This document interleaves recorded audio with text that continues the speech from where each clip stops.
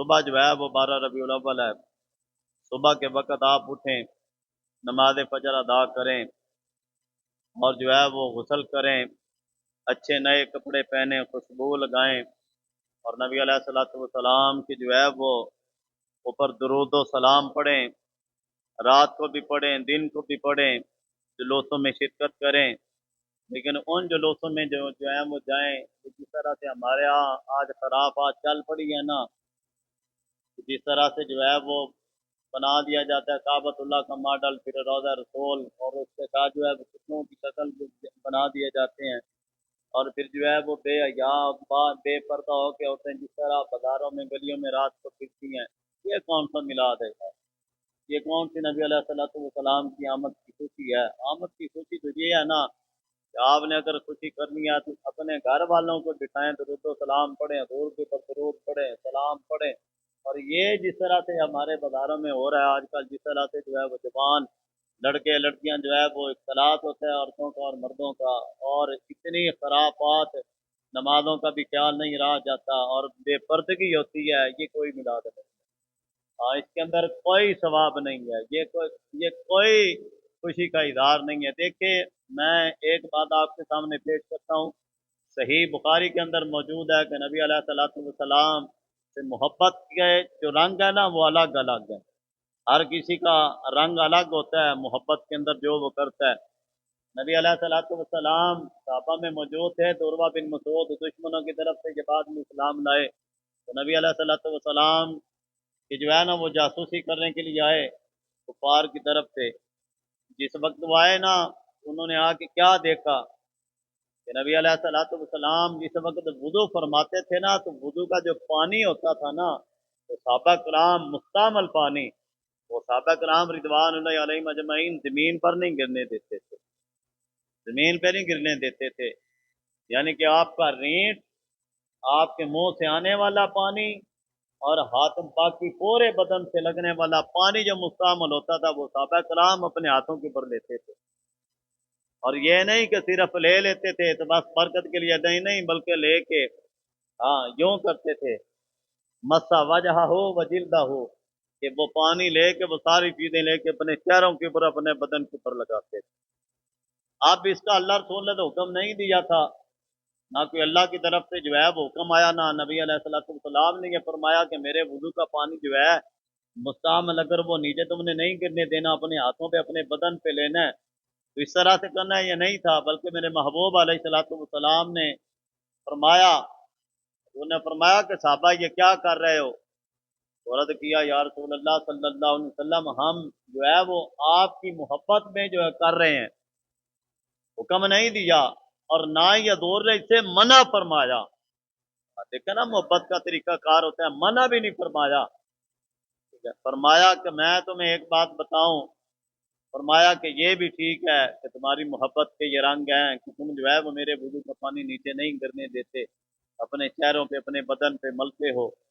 لیکن فرمایا کہ بات آگے کی میرے محبوب نے فرمائی، فرمایا میں تمہیں ایک بات بتاتا ہوں، فرمایا وہ یہ ہے کہ اگر تم یہ چاہتے ہو نا کہ تم اللہ اور اس کے رسول سے محبت کرو اور اللہ اور اس کا رسول تم سے محبت کرے تو فرمایا کہ ہمیشہ تین باتیں یاد رکھنا، تین باتیں یاد رکھنا۔ فرمایا پہلی بات یہ، میرے محبوب علیہ الصلوۃ والسلام نے فرمایا یہ چاہتے ہو نا کہ اللہ رسول سے تم محبت کرے اور بدلے میں اللہ رسول بھی تم سے محبت کرے تو تین باتیں کبھی نہ بھولنا۔ فرمایا کبھی جھوٹ مت بولنا، کبھی جھوٹ مت بولنا، ہمیشہ سچ بولنا،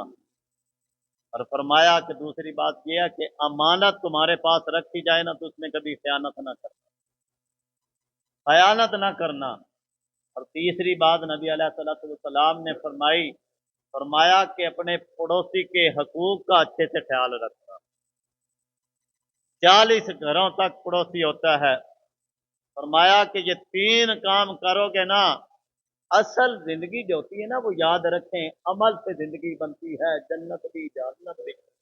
مانا جشن ولادت کے اوپر خوشی کرنا، جھنڈے لگانا،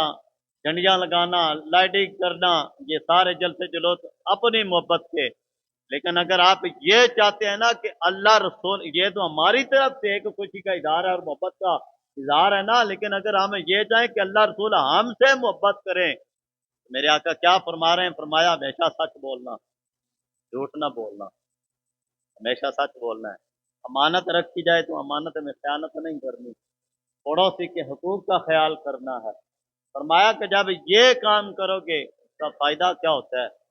جب آپ اپنے پڑوسی کے ساتھ ہر بندہ اچھا سلوک کرے، اچھا سلوک کرے، آپ بتائیں کہ کتنا خوبصورت معاشرہ اور نظام ہمارے سامنے آئے گا۔ جب ہر پہلا بندہ دوسرے کا خیال کرے گا تو کتنا خوبصورت جو ہے وہ نظام ہمارے سامنے آئے گا۔ سمجھ آ رہی بات؟ اس بات سے عمل، عمل اصل بات ہے کہ عمل کرنا ہے۔ اور میلاد کا منانے کا مقصد، میلاد مناتے ہیں لیکن جن کا میلاد مناتے ہیں یار، اگر ان کی عزت کے اوپر حرف آئے، ان کی ختم نبوت کے اوپر حرف آئے، یا ان کے نظام کی بات آئے، تو تب ہم جو ہے وہ بڑا پیچھے دوڑتے ہیں۔ یہ تو سیدھی سیدھی جو ہے نا وہ منافقت ہے۔ یہ کون سی محبت ہے؟ مجھے بتائیں، مجھے تو آج تک یہ سمجھ نہیں آئی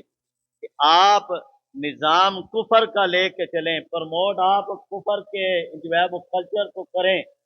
اور نظام مصطفیٰ کو پس پشت ڈال دے، اور جو ہے وہ چار لائٹیں لگا کے، چار جھنڈیاں لگا کے کہیں کہ میں نے حق ادا کر دیا حضور کی محبت کا، تو یہ یاد رکھیے گا کہ حق ادا کبھی بھی نہیں ہوتا۔ ہاں، میں پہلے بھی یہ بات کر چکا ہوں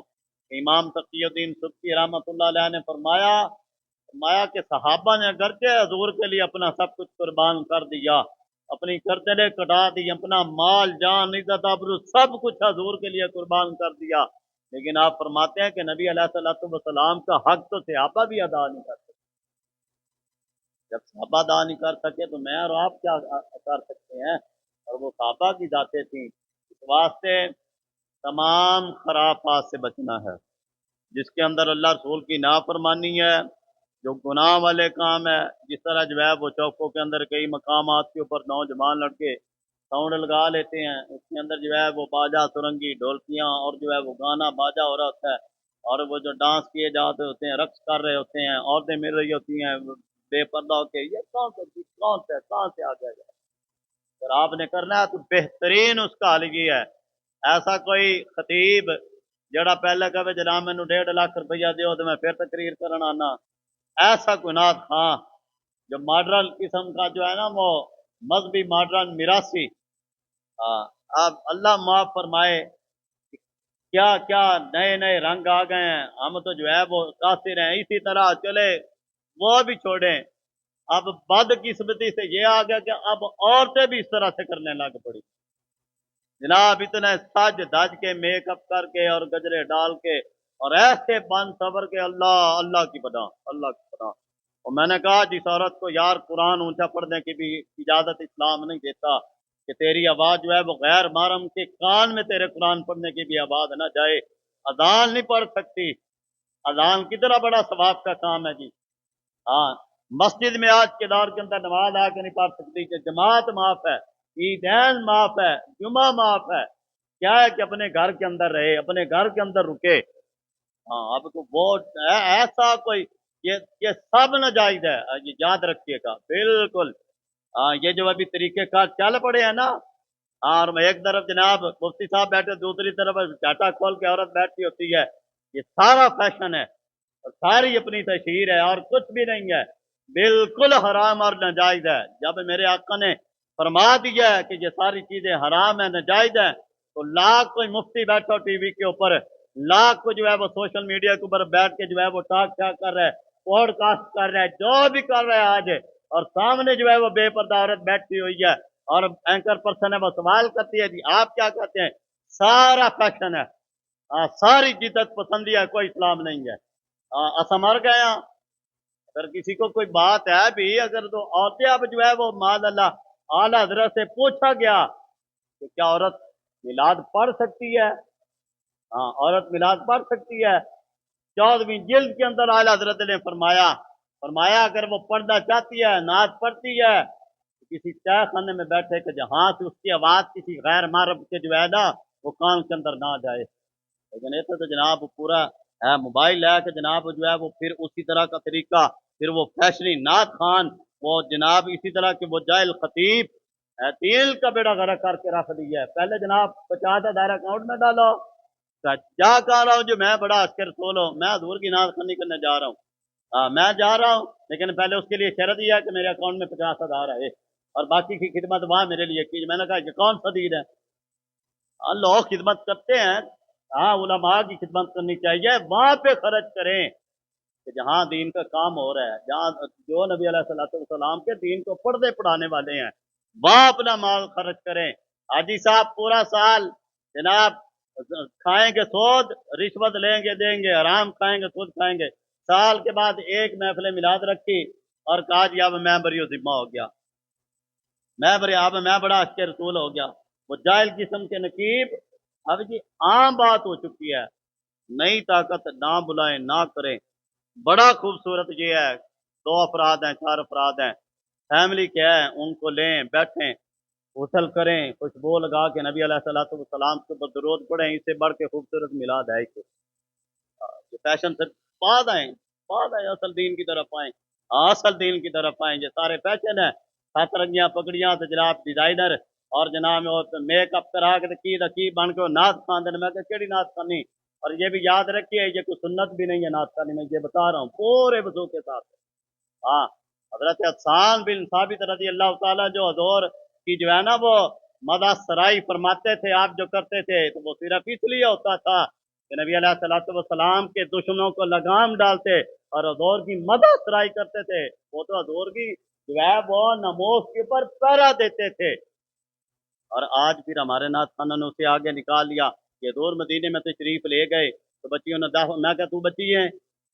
پھر دلیلیں اپنی قسم کی گھڑ کے لے آئیں گے، علماء کو جو ہے وہ سنتے رہیں گے لوگ، اور ہماری عوام بھی سبحان اللہ انہوں نے بھی وہی چاہیے نے جڑے جناب این کرامن این کرا کے جنت دے ٹکٹ دیون تے بابا کرامن تے پیس نوٹ سٹے جا رہے ہیں، بس وہ آون جنت دا ٹکٹ دین تے کر تو صبح کی نماز بھی گئی۔ یہ کوئی مفت رسول نہیں ہے، مفت رسول یہ ہے کہ میرے آقا مولا صلی اللہ علیہ وسلم کا تعظیم کریں، حضور کے دین کے اوپر چلے، جو میرے آقا کے فرامین ہے اس کے اوپر چلیں، یہی جو ہے وہ اس سے دور خوش ہوتے ہیں۔ محبت کا اظہار کریں، نماز کا ادا نہ کریں، خرافات سے بچیں۔ اللہ تعالی ہمیں اور آپ کو عمل کی توفیق عطا فرمائے۔ وما علیہ الا البلاغ المبین۔